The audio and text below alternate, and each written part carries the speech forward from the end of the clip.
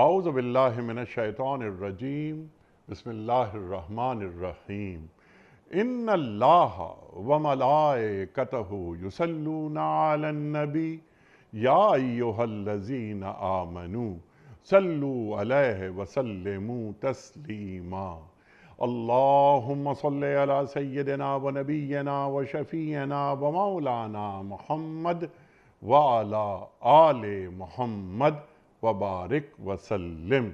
محترم خواتین و حضرات، السلام علیکم۔ پیام صبح کے ساتھ ایک بار پھر حاضر میں ہوں آپ کا میزبان انیق احمد۔ خواتین و حضرات، جمعہ اور ہفتہ 2 دن سوال و جواب کے لیے ہوتے ہیں، آپ اور ہم جانتے ہیں۔ ان 2 دنوں میں ہم آپ کی جانب سے آئے ہوئے سوالات یکجا کر کے اپنے عہد کے ایک جید مفتی صاحب کی خدمت میں پیش کرتے ہیں، ان سے حاصل کرتے ہیں رہنمائی، روشنی، ہدایت قرآن و سنت کی روشنی میں، قرآن و سنت کے حوالے سے۔ خواتین و حضرات، کچھ سوالات ہم پاکستان کے مختلف شہروں میں کھڑے ہو کر ریکارڈ کرتے ہیں اور وہ ویڈیو کوئسچنز وہ بھی رکھے جاتے ہیں۔ ہم اور آپ جانتے ہیں کہ ہمارا دین مکمل ہے۔ الیوم اکملت لکم دینکم واتممت علیکم نعمتی وردیت لکم الاسلام دینا۔ ہمارے پاس انفس و آفاق کا کوئی ایک مسئلہ بھی ایسا نہیں کہ جس کا حل ہمارا دین عطا نہ کرتا ہو، بس ایک اہل نظر کی خدمت میں حاضری ضروری ہوتی ہے۔ خواتین و حضرات، آج کے ہمارے معزز مہمان محترم مفتی ارشاد احمد اعجاز صاحب، ہمارے ملک کا ایک جانا مانا نام۔ دنیا کے مختلف ممالک میں آپ نے مختلف کانفرنسز، مختلف سیمینارز وہ اٹینڈ کیے، قدیم اور جدید دونوں مسائل پر گہری نگاہ، فارغ التحصیل دارالعلوم کراچی، اور آپ نے ڈاکٹریٹ کیا جامعہ کراچی سے۔ مفتی ارشاد احمد اعجاز صاحب کو خوش آمدید کہتے ہوئے پروگرام کا آغاز اللہ تعالیٰ کے بابرکت نام سے، سورہ نبا اور آیات 1 سے 11۔ اعوذ باللہ من الشیطان الرجیم بسم اللہ الرحمن الرحیم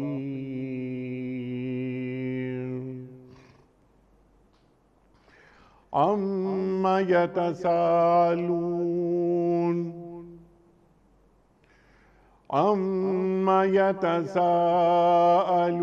عَنِ النَّبَإِ الْعَظِيمِ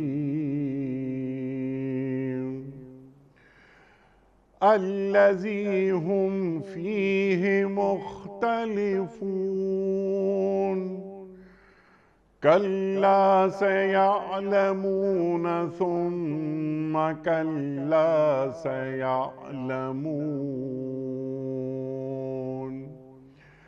أَلَمْ نَجْعَلِ الْأَرْضَ مِهَادًا وَالْجِبَالَ أَوْتَادًا وَخَلَقْنَاكُمْ أَزْوَاجًا وَجَعَلْنَا نَوْمَكُمْ سُبَاتًا وَجَعَلْنَا اللَّيْلَ لِبَاسًا وَجَعَلْنَا النَّهَارَ مَعَاشًا صدق اللہ العظیم۔ یہ لوگ کس چیز کے بارے میں پوچھ گچھ کر رہے ہیں؟ کیا اس بڑی خبر کے بارے میں جس کے متعلق یہ مختلف چیمے گوئیاں کرنے میں لگے ہوئے ہیں؟ ہرگز نہیں، عنقریب انہیں معلوم ہو جائے گا۔ ہاں، ہرگز نہیں، عنقریب انہیں معلوم ہو جائے گا۔ کیا یہ واقعہ نہیں کہ ہم نے زمین کو فرش بنایا اور پہاڑوں کو میخوں کی طرح گاڑ دیا، اور تمہیں مردوں اور عورتوں کے جوڑے کی شکل میں پیدا کیا، اور تمہاری نیند کو باعث سکون بنایا، اور رات کو پردہ پوش اور دن کو معاش کا وقت بنایا۔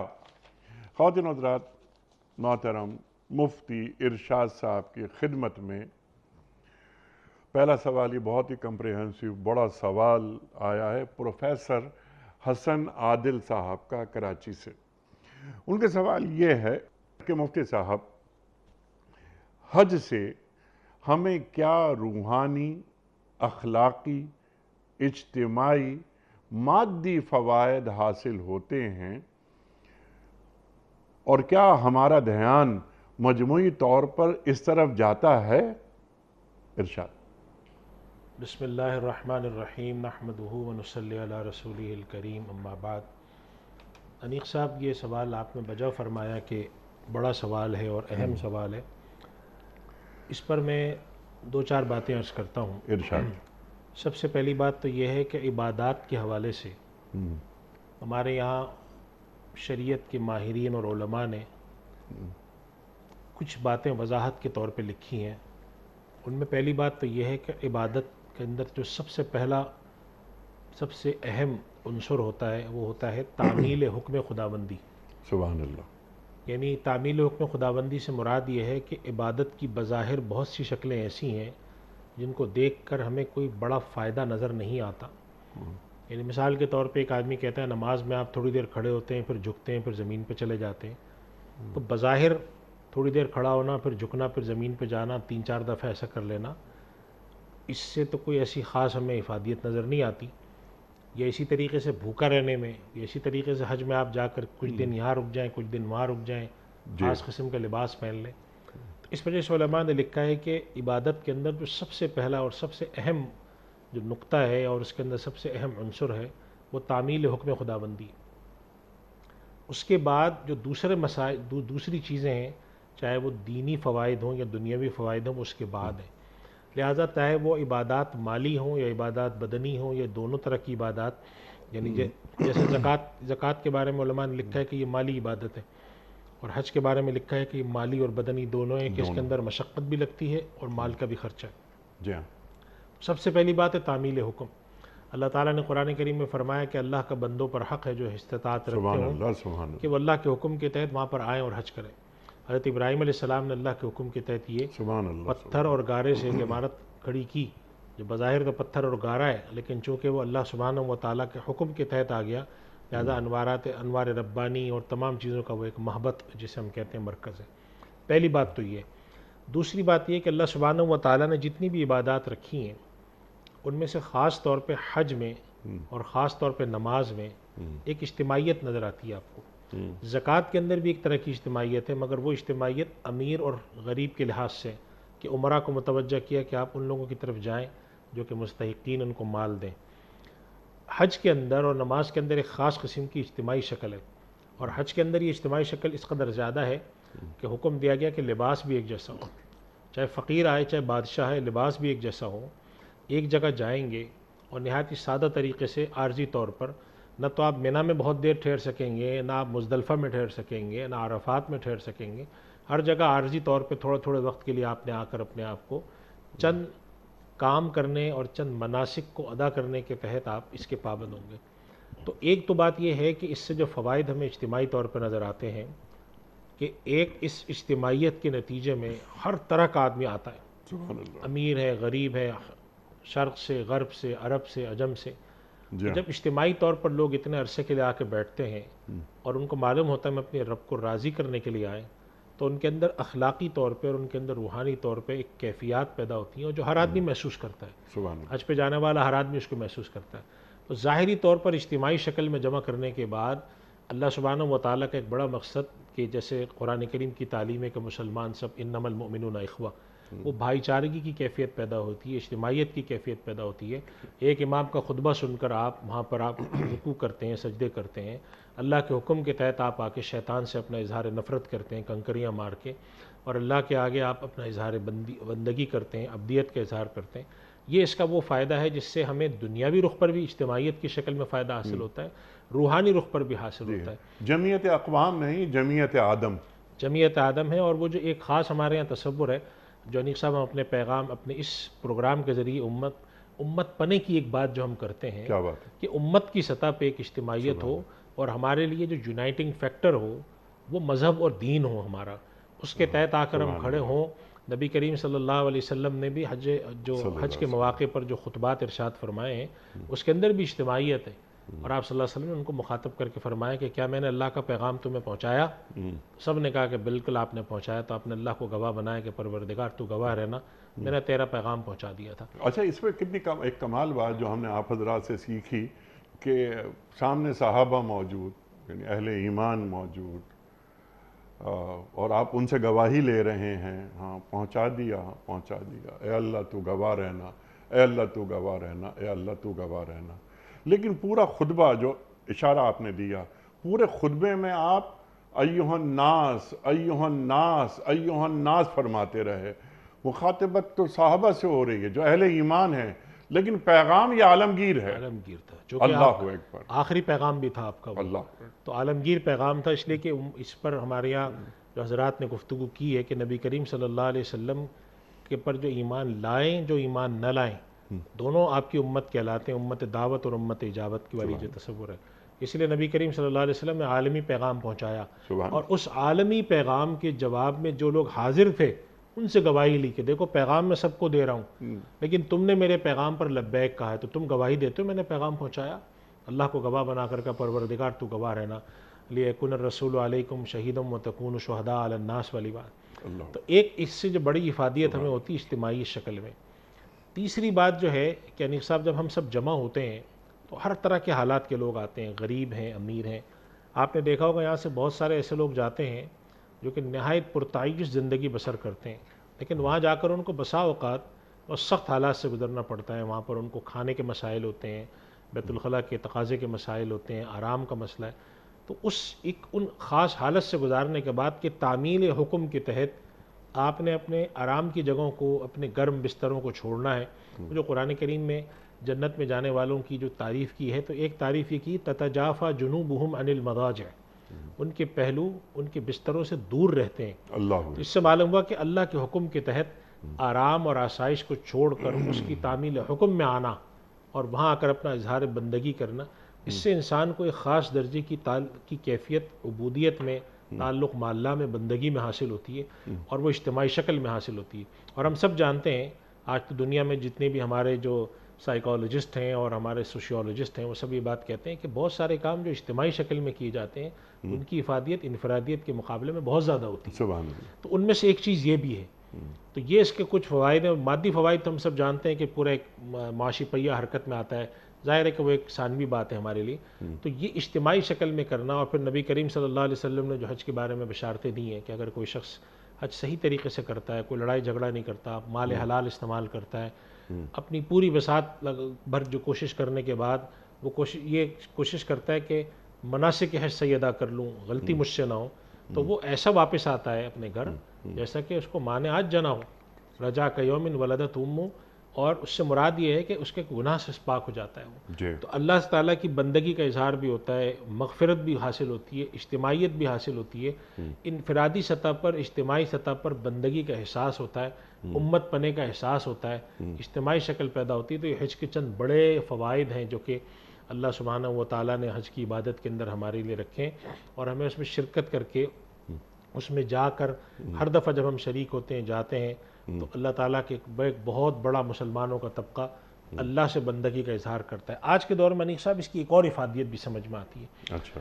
وہ زمانہ جس کے اندر خدا سے بیزاری کا اظہار کرنا فیشن بن رہا ہو، اس زمانے میں اجتماعی طور پر جا کے اس کے آگے سر ٹکانا اور کہنا کہ جو تو کہے گا وہ ہمارے لیے اہم ہے، اور وہی کہ لبیک اللہم لبیک لبیک لا شریک لک لبیک، ان الحمد اللہ والنعمت اکبر، لک اللہ والملک اکبر، لا شریک لک، بادشاہت تیری، جی کوئی ہاں، تیرا شریک نہیں۔ جب آپ ایک ایسے زمانے میں کہ جس زمانے میں خدا کا انکار فیشن بن رہا ہو، آپ اس گروہ میں جا کر، اللہ کے اس منتخب لوگوں میں جا کر خدا کے آگے اظہار بندگی کرتے سبحان ہیں، اللہ، سبحان سر ٹکاتے ہیں، عبدیت کا اظہار کرتے ہیں، نبی کریم صلی اللہ علیہ وسلم کے ساتھ تعلق کا اظہار کرنے، ان کے آپ صلی اللہ علیہ وسلم کے مدینہ منورہ میں تشریف لے جاتے ہیں، صلاۃ والسلام پڑھتے ہیں، تو در حقیقت آپ صلی اللہ علیہ اپنا تعلق اسلام اور اللہ سبحانہ و تعالیٰ کے آخری دین کے ساتھ جوڑ کر صرف اپنے آپ کو مسلمان ہی ظاہر نہیں کر رہے ہوتے، بلکہ یہ پیغام دے رہے ہوتے ہیں کہ اس کائنات میں تخلیق انسان کا جو مقصد تھا اس کے اظہار کے لیے ہم آج جمع بھی ہوئے ہیں۔ ٹھیک، اللہ تعالیٰ نے جو فرمایا تھا قرآن کریم میں کہ میں انسان کو کس لیے پیدا کر رہا ہوں، خلق الموت والحیات لیبلوکم ایکم احسن عملا، یعنی جاعل فی الارض خلیفہ۔ تو اس کا اجتماعی شکل میں جو اظہار ہے وہ حج کے ذریعے بھی آپ جا کر رہے ہوتے ہیں کہ اللہ کے نبی صلی اللہ علیہ وسلم حضرت ابراہیم علیہ السلام سے آج تک حضرت ابراہیم علیہ السلام نے جب یہ بنایا تھا تو اس وقت اللہ کے حکم کے تحت وَأَذِّن فِي النَّاسِ بِالْحَجِّ، حج کا آپ آواز دیں لوگوں کو کہ آؤ حج کرنے. تو ہم حضرت ابراہیم علیہ السلام کی اس آواز کا جواب اس ہے یہ آواز کے لبیک. جواب میں آج تک ہم لبیک کہتے ہیں، اللہ. جاتے ہیں انفرادی اجتماعی شکل میں. اس وجہ سے حج کے بڑے فوائد ہیں. اسی وجہ سے ہمارے یہاں علماء کی رائے یہ ہے کہ اجتماعی شکل میں حج کو موقوف کرنے کی جتنی باتیں کی جاتی ہیں وہ شرعاً قابل قبول نہیں ہے، ٹھیک. ناقابل التفات ہیں. اجتماعی شکل میں جو یہ عبادت ہے جو کہ اللہ سبحانہ و تعالیٰ کی بارگاہ میں حاضر ہو کر اس سے تعلق کا سبحان اظہار اللہ. ابدیت کا اظہار اجتماعیت ہے.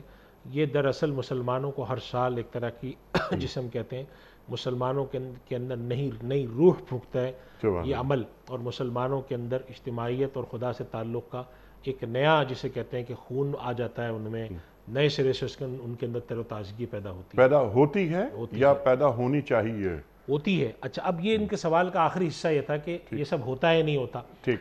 تو دیکھیے بات یہ ہے حنیف صاحب کہ جس درجے میں ہونا چاہیے اس درجے میں تو جتنا نبی کریم صلی اللہ علیہ وسلم کے زمانے سے امت دور ہو رہی ہے امت کے اندر زوال ہے. لہٰذا ہم یہ تو نہیں کہہ سکتے کہ جس درجہ کمال میں پہلے ہوتا تھا اسی درجہ کمال میں ہوتا ہے، لیکن بہرحال اس سے فوائد ہیں. لہٰذا اگر وہ فائدے کما حقہ حاصل نہیں ہوتے تو ہم اس بات کی ترغیب دیں گے اور یہ بات کہیں گے کہ ہم اس سے فوائد حاصل کرنے چاہیے. حج پہ جاتے وقت ہمارے پاس حلال چیز ہو، حج سے واپسی میں ہماری زندگی میں تبدیلی ہو. لیکن اگر کہیں پر فائدے 100% حاصل نہیں ہوتے، 50% حاصل ہوتے ہیں، 25% حاصل ہوتے ہیں تو ہم اس کی حمایت کریں گے. ٹھیک ہے. اور آپ یہ فرما رہے ہیں کہ حاصل ہوتے ہیں. ہم آپ دیکھتے ہیں تو اقبال جو فرماتے ہیں نا کہ نماز و روزہ و قربانی و حج یہ سب باقی ہے تو باقی نہیں ہے. تو ایک جب ہم مکہ مکرمہ میں ہوتے ہیں، بیت اللہ شریف حاضری ہوتی ہے، ملتزم پہ کھڑے ہوتے ہیں، یا جس طرح آپ نے فرمایا ہم مدینہ منورہ جاتے ہیں وہاں پر سرکار دو عالم صلی اللہ علیہ وآلہ وسلم کے روزے پہ حاضری ہوتی ہے. لیکن جیسے ہی ہم جدہ ایئرپورٹ پہنچتے ہیں تو جدہ ایئرپورٹ پہ ہماری کیفیت کچھ اور ہو جاتی ہے. کراچی، لاہور یا پاکستان کے کسی شہر پہ میں پہنچتے ہیں تو ہم وہ رہتے ہی نہیں.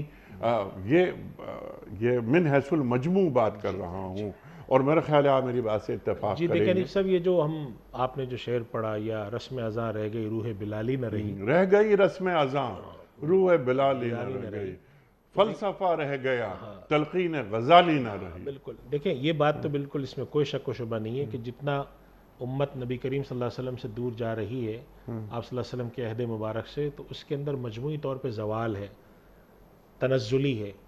تو اس وجہ سے ہم ہمیشہ تلقین یہ کریں گے کہ اگر ہم حج پہ جاتے ہیں تو ہمارے حج کے اندر جو روح ہونی چاہیے کما حقہ، جو اس سے ہمیں فائدہ اٹھانا چاہیے وہ ضرور اٹھائیں.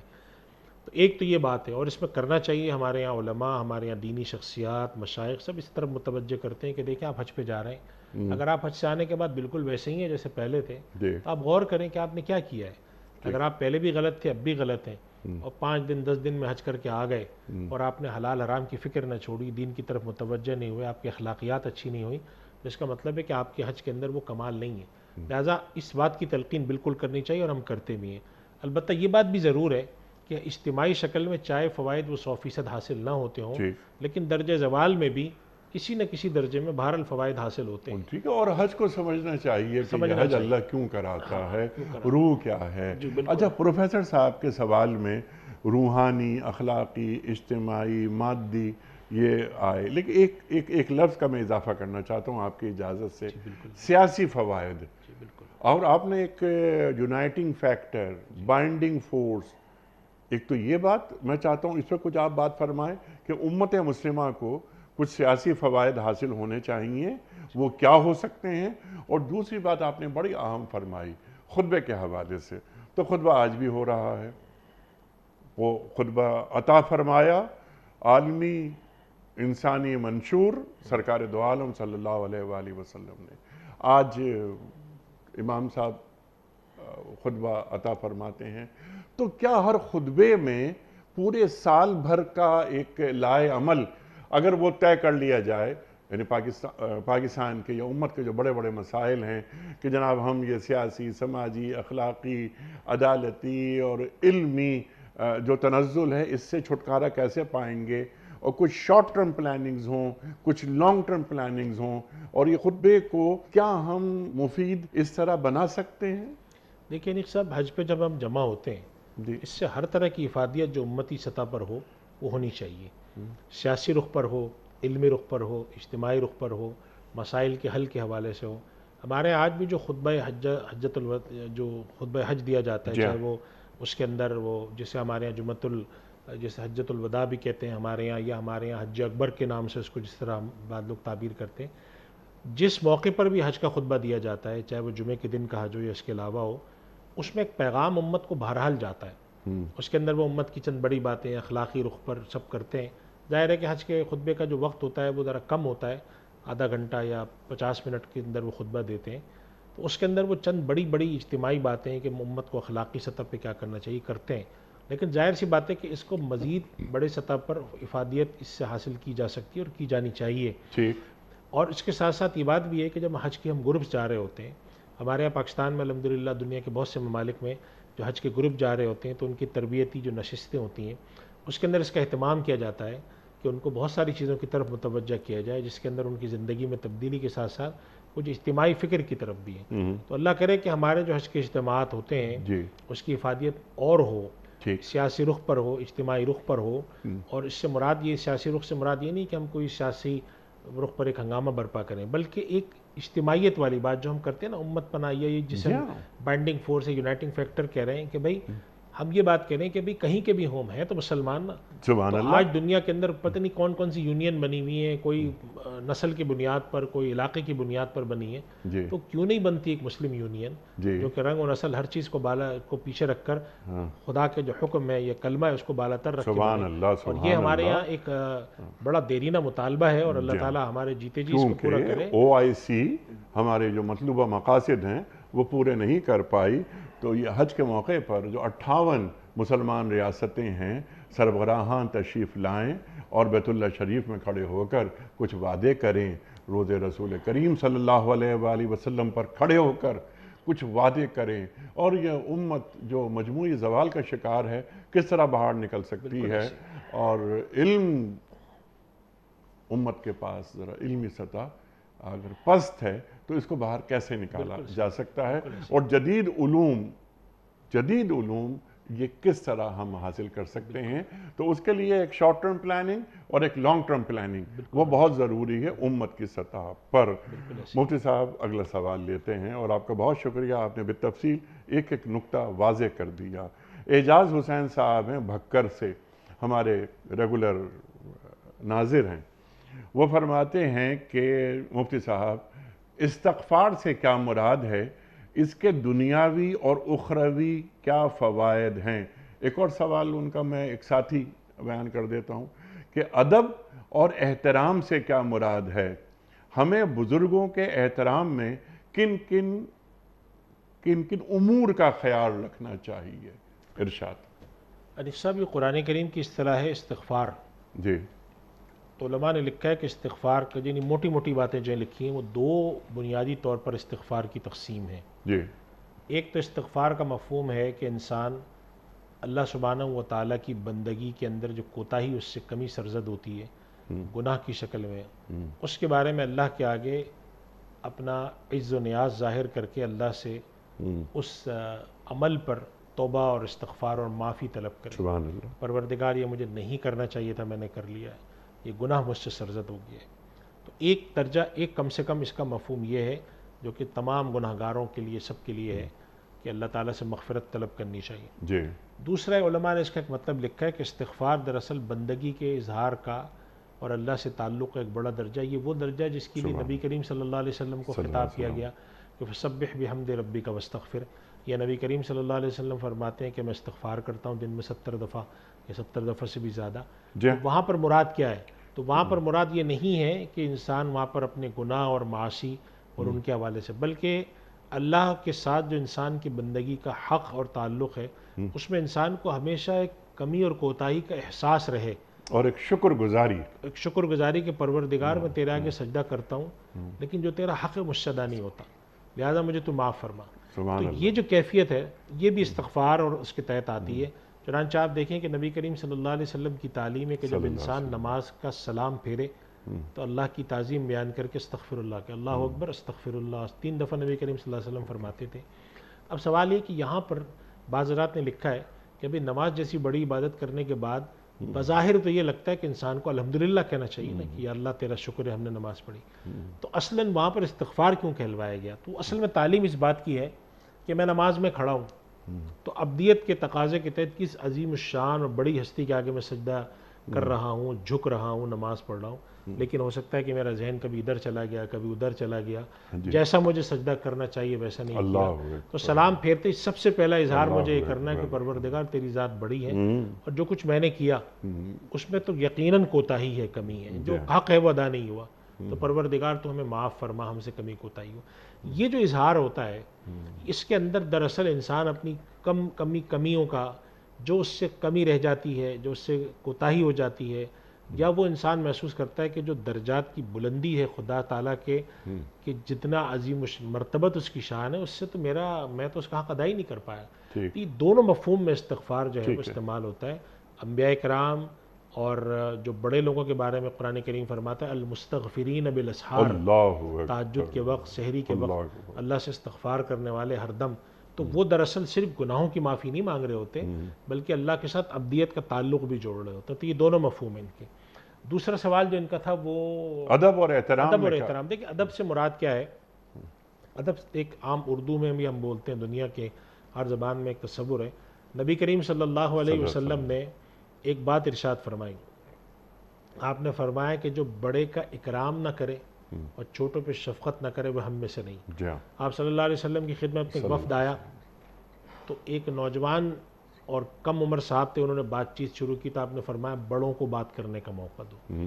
تو اللہ سبحانہ و تعالیٰ نے انسان کو جو پیدا کیا ہے تو پیدا کرنے کے ساتھ اس کے اندر ایک شعور دیا کہ کچھ لوگ تم سے عمر میں، علم میں، مرتبے میں بڑے ہیں، تو ان کے آگے اس طریقے کا رویہ رکھنا چاہیے ادب والا، جیسے کہ اللہ کے نبی صلی اللہ علیہ وسلم سب سے جلیل القدر ہستی، آپ صلی اللہ علیہ وسلم کے ساتھ صحابہ کرام بیٹھتے بھی تھے، اٹھتے بھی تھے، تو آپ صلی اللہ علیہ وسلم کے آداب کی تلقین فرمائی گئی۔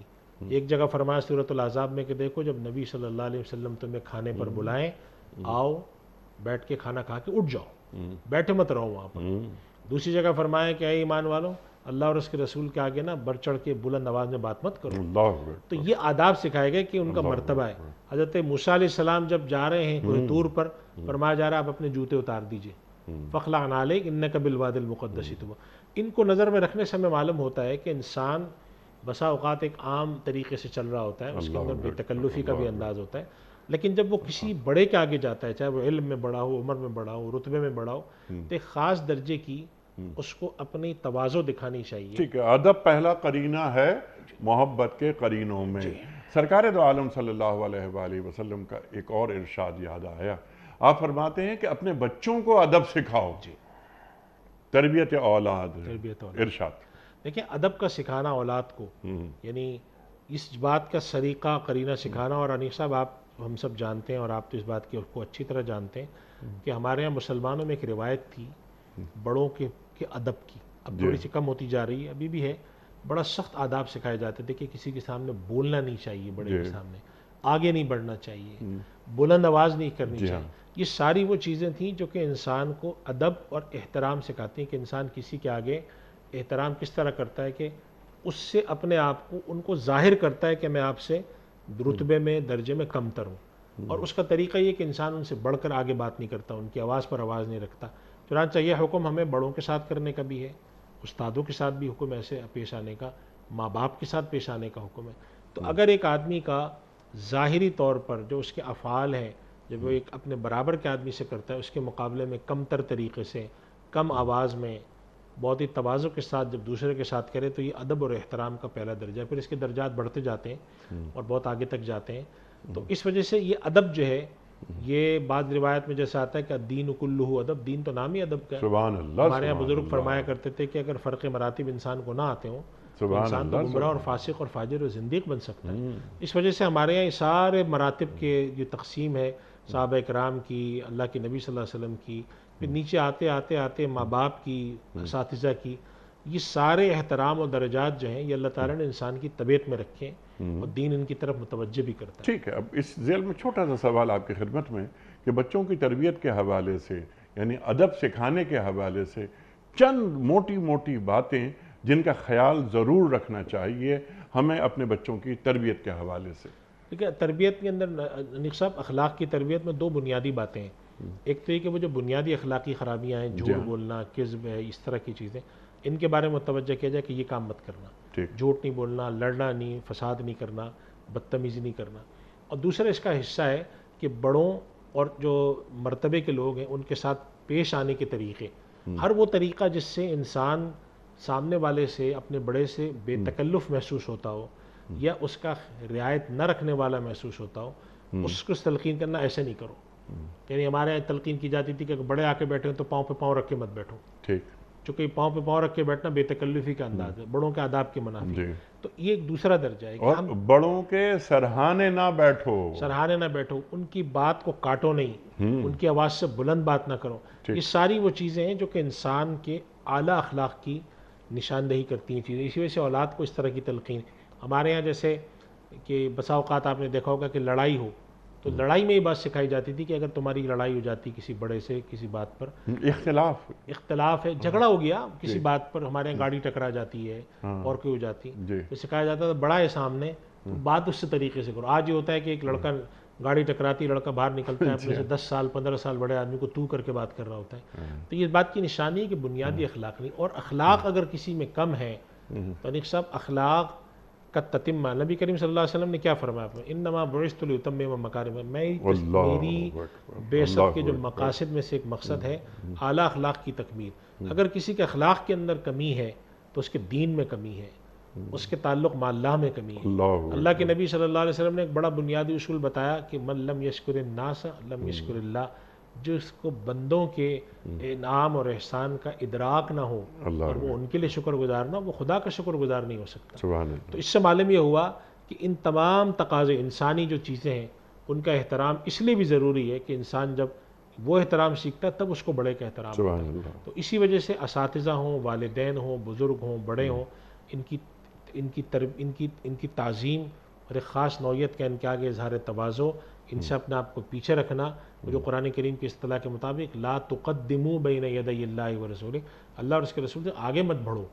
تو اسی طرح یہ حکم نیچے کے درجوں میں بھی آتا ہے کہ جو صاحب مناصب ہو ان کے ساتھ اس طرح سے آگے نہیں بڑھو۔ یہ بنیادی ہمارے دین کی ایک اخلاقی تعلیم ہے اور یہ ایک بہت اہم تعلیم ہے اور ادب اور احترام کی۔ تو اس وجہ سے ہمارے دین میں ہمارے یہاں سکھایا جاتا ہے کہ الدین کلہ ادب، دین نام ہی ادب کا ہے، احترام کا ہے۔ اگر آپ نے احترام اور اخلاق اور دین نہیں سیکھا، اگر آپ بات چیت کرنے میں بدتمیز ہے، معاملات میں صاف نہیں ہے، تو آپ کے دین کے اندر کمی ہے۔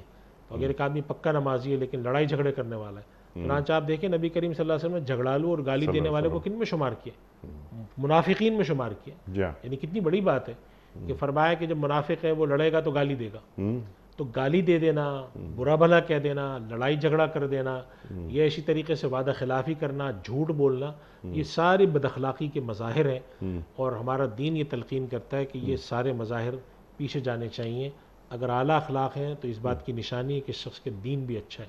چنانچہ نبی کریم صلی اللہ علیہ وسلم کے پاس زمانے جاہلیت کے وہ لوگ جو اعلیٰ اخلاق والے آتے تھے، اچھے آتے تھے، تو آپ نے ان کے بارے میں ارشاد فرمایا خیارکم فی الجاہلیت خیارکم فی الاسلام، اذا فقہوا، جو تم میں جاہلیت کے زمانے میں اچھے لوگ تھے، اگر وہ اسلام میں آنے کے بعد دین کی سمجھ بوجھ حاصل کر لیں تو وہ اسلام میں بھی اچھے لوگ سمجھے جائیں گے۔ تو اس وجہ سے اس چیز کو ہمیں جسے ہم کہنا چاہیے، ہمارے دین کی چند جو بنیادی جو جسے ہم کہتے ہیں روایات ہیں، یہ بنیادی شناخت ہے، اس میں سے اخلاق کا ہونا ہے۔ معلم اخلاق صلی اللہ علیہ وسلم جب ہے تو اگر ہمارا ایک آدمی اخلاق سے عاری ہو اور وہ یہ دعویٰ کرے کہ میں بہت نمازی ہوں، یہ بڑا دیندار ہوں، تو ان کو اخلاق پہ سوچنا چاہیے۔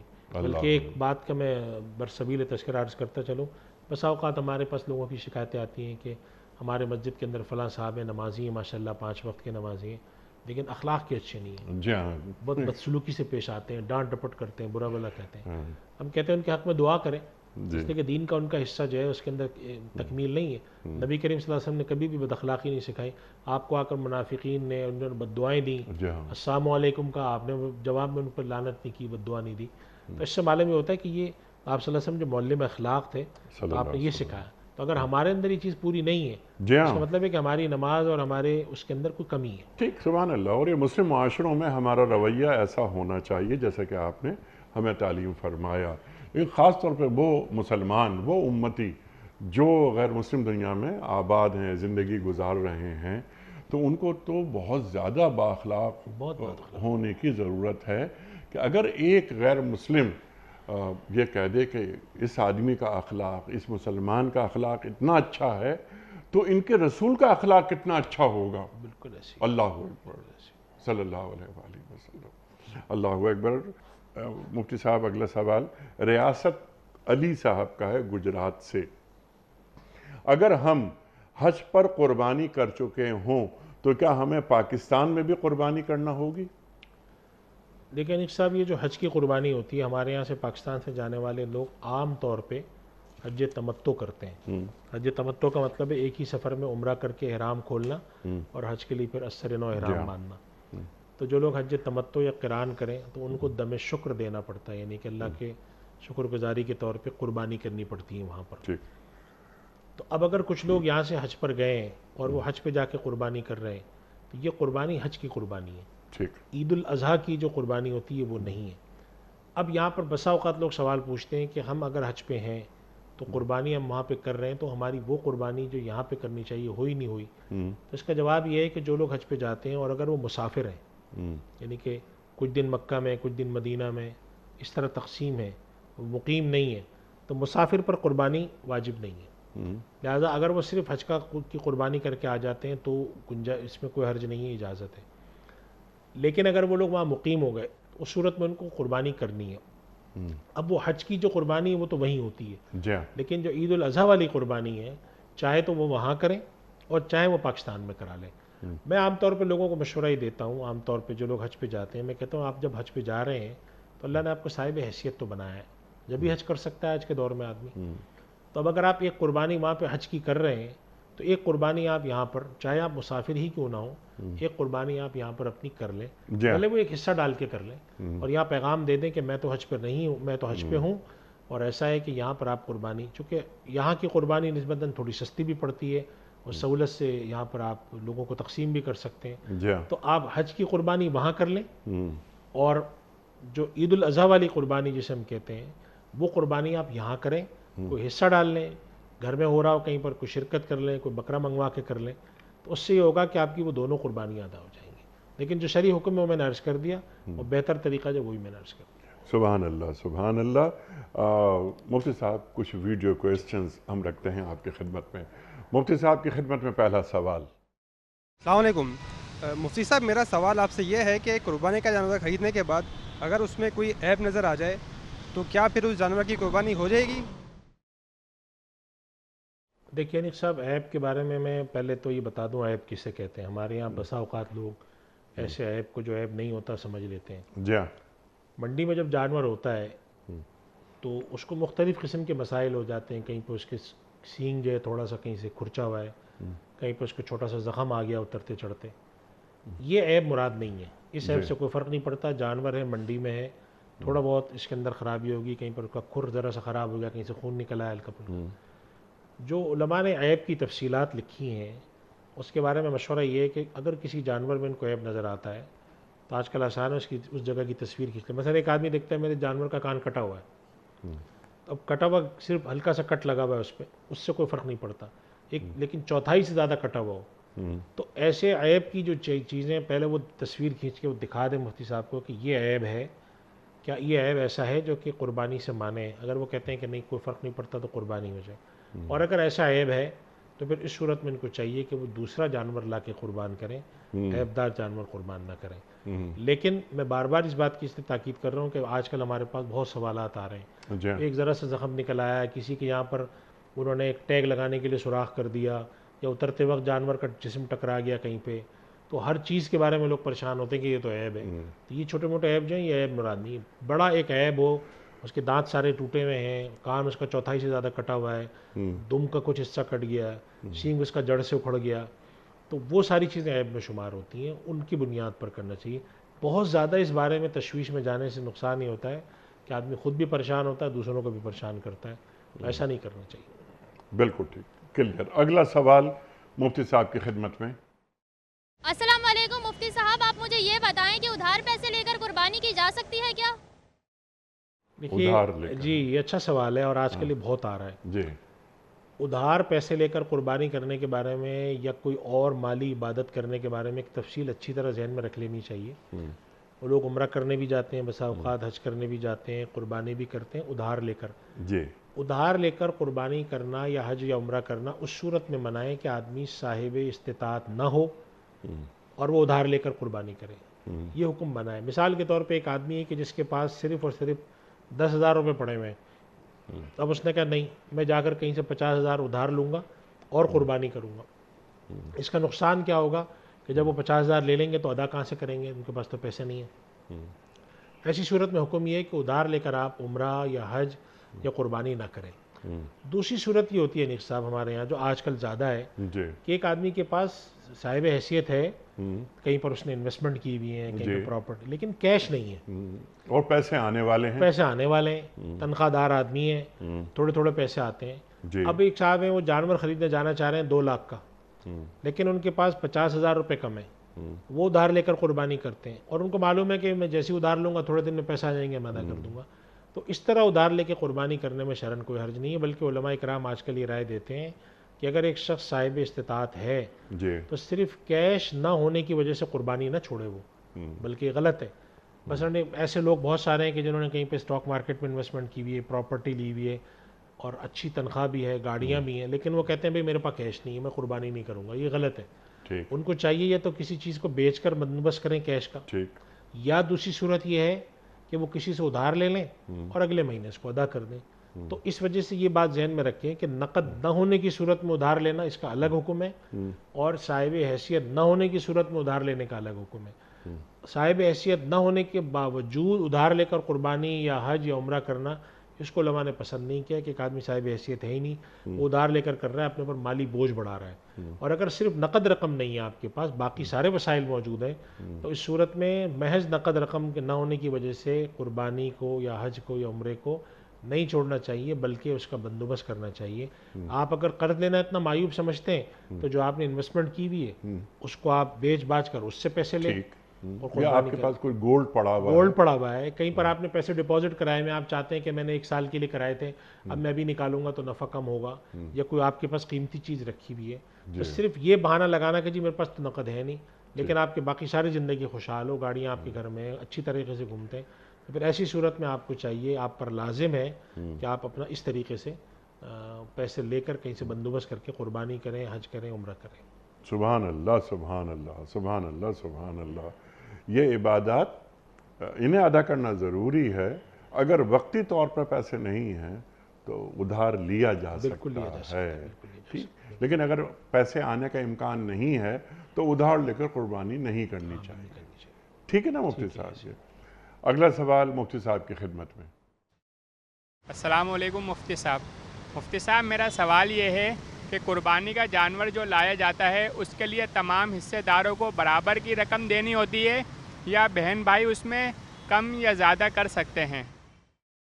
جناب یہ انیق صاحب ایک اچھا سوال ہے جی اور اس کی وضاحت ضروری ہے. جی جی ہوتا یہ ہے کہ بعض دفعہ بعض لوگ چاہتے ہیں کہ ہمارا جانور بڑا اچھا ہے، اور کچھ لوگ ہوتے ہیں وہ کہتے ہیں کہ جی ہماری حیثیت اتنی نہیں ہے.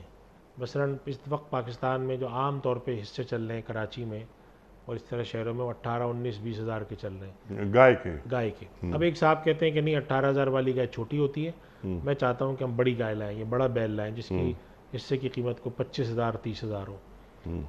تو اب ایسی صورت میں اگر جا کر سب نے ایک جانور خریدا جس کی قیمت مثال کے طور پہ ہر آدمی کے حصے میں 25,000 روپے پڑ رہے ہیں، اور کوئی اس میں سے کم پیسے دے، کوئی زیادہ پیسے دے، تو یہ طریقہ ٹھیک نہیں ہے، چونکہ ظاہر سی بات ہے کہ جانور کی قیمت 7 حصے داروں پر برابر تقسیم ہوتی ہے. اب اس کا حل کیا ہے؟ اس کا حل یہ ہے کہ جو شخص مہنگا جانور لانا چاہتا ہے، سارے مثال کے طور پہ 7 لوگ ہیں، ان میں سے 5 لوگوں نے کہا جی ہم تو آپ کو 25,000 روپے فی حصہ دے سکتے ہیں، لیکن جو جانور ان کو پسند آیا وہ پسند آیا ایسا جس کے اندر 28,000 روپے فی حصہ پڑے گا ان کو. تو اب یہ ممکن ہے کہ جو دوسرے لوگ ہیں 2 جو صاحب ایسے تھے وہ کہتے ہیں اچھا چلو ٹھیک ہے، تم لوگ 25 دو، باقی تمہاری طرف سے 3 ہم اپنی طرف سے ملا دیتے ہیں اور سمجھیں گے کہ تم نے ملایا، یعنی ہم ان کو تحفے کے طور پہ وہ رقم دے دیتے ہیں، اچھا تاکہ یہ بات نہ سمجھ میں آئے، اس لیے کہ یہ تو ہو نہیں سکتا کہ ایک جانور کا 28,000 روپے، تو اس کی اجازت ہے، اس کی اجازت اور یوں ہی کرنا چاہیے۔ عام طور پہ خاندان میں ادھر تقریبا میں ایسا ہی ہو رہا ہوتا ہے کہ کچھ کے پیسے زیادہ ہیں، کچھ کے کم ہیں، تو جو صاحب حیثیت ہے، جو چاہتا ہے کہ اچھا جانور آئے، اس کو چاہیے کہ باقیوں سے کہتے ہیں کہ اچھا اگر تمہارے پاس سے پیسے کم ہیں تو ہم تمہاری طرف سے پیسے ملا رہے ہیں، یہ سمجھا جائے گا کہ حصے 28,000 روپے تم ہی نے دیے ہیں، اگرچہ 28 میں سے 25 تم نے دیے، 3 ہم نے ملائے، لیکن سمجھا یہی جائے گا کہ 28 تم نے دیے۔ اس طریقے سے ہونا ممکن ہے، اس طریقے سے کرنے کی اجازت ہے۔ کلیئر ہو گئی بات یہ ہے۔ میرا خیال ہے آخری سوال ہوگا آج کے پروگرام کا، جناب والا اگلا سوال۔ السلام علیکم مفتی صاحب، میرا سوال یہ ہے کہ انسان کی زندگی میں رزق میں پریشانی آنے کی بنیادی وجہ کیا ہے؟ کیا اچھا سوال ہے، اچھا سوال ہے۔ دیکھیں نیک صاحب، رزق میں جو تنگی آتی ہے نا، اس کے بارے میں ہمیں 2 باتیں بنیادی سمجھ لینی چاہیے۔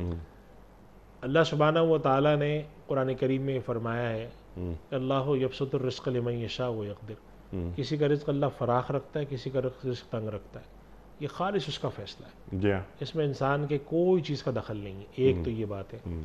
دوسری جگہ پہ اللہ سبحانہ و تعالیٰ نے سورۃ الفجر میں فرمایا ہے کہ اللہ سبحانہ و تعالیٰ بسا اوقات انسان کو آزماتا ہے، فراخی رزق کر دیتا ہے، اذا مبتلاہ ربہ فاکرمہ ونعمہ، اور دوسری جگہ فرمایا واما اذا مبتلاہ فقدر علیہ رزق، کبھی رزق میں تنگی اور آزمائش کی وجہ سے بھی ہوتی ہے۔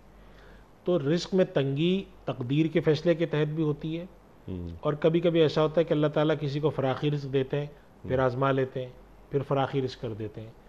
اب ایسی صورت میں انسان کو کیا کرنا چاہیے؟ 2 کام کرنے چاہیے۔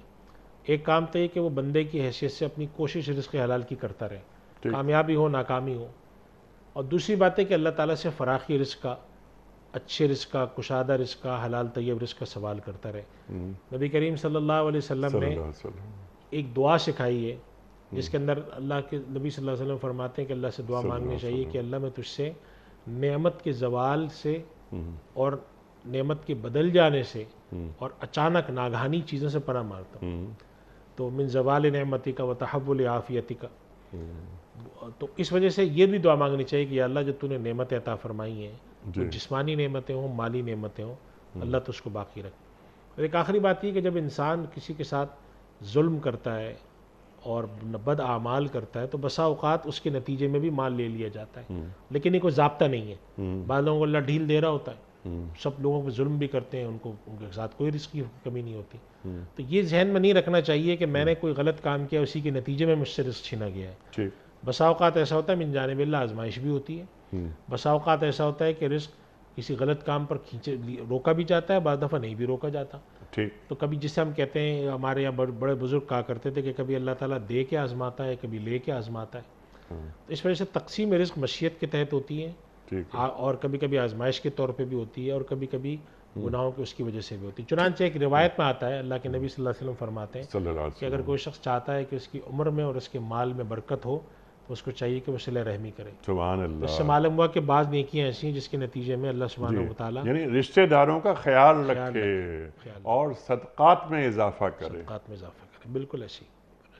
اچھا مفتی صاحب، رزق ہم محض کھانا پینا، مال وال، یہ سب اس حد تک رزق کو محدود کر دیتے ہیں، کیا یہ رویہ مناسب ہے ہمارا؟ اللہ کی طرف سے ملنے والی ہر نعمت، مال کی شکل میں ہو، جسم کی شکل میں ہو، مادی ہو، روحانی ہو، یہ سب خدا کی طرف سے ملنے والی نعمت۔ اولاد ہو، علم ہو، اولاد ہے، علم ہے، صلاحیت ہے، عافیت ہے، اجتماعی شکل میں کوئی عافیت ہے، یہ سب خدا کی نعمتیں۔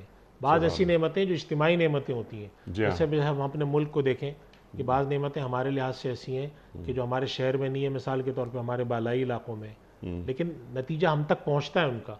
برف کے پہاڑ جن میں سے اللہ سبحانہ و تعالیٰ پانی بہا کر ہم تک پہنچاتا ہے، یہ ساری خدا کی نعمتیں اجتماعی، یعنی جس طرح انفس و آفاق کے اندر ہم اللہ کی نشانیاں دیکھتے ہیں تو انفس و آفاق میں اللہ کی نشانیوں کی ایک شکل نعمتیں بھی تو ہیں۔ سبحان اللہ، نظر مان ادھر دیکھیں، ادھر دیکھیں، یہاں دیکھیں، تو اس وجہ سے ان تمام نعمتوں کا شکر ادا کرنا چاہیے، اور اسی وجہ سے نعمتوں کے بارے میں یہ بات کہنی چاہیے کہ یا اللہ جو نعمت تو نے عطا فرمائی ہیں، جو ظاہری ہیں اور باطنی ہیں، سب پر تیرا شکر ادا کرتے ہیں۔ سبحان صرف اللہ، یہ نہیں ہے کہ میرے سبحان پاس اللہ، جو رزق آ رہا ہے وہی نعمت ہے، ہر چیز نعمت ہے خدا کی، سبحان ہر نعمت جو ہے وہ خدا کی طرف سے رزق ہے۔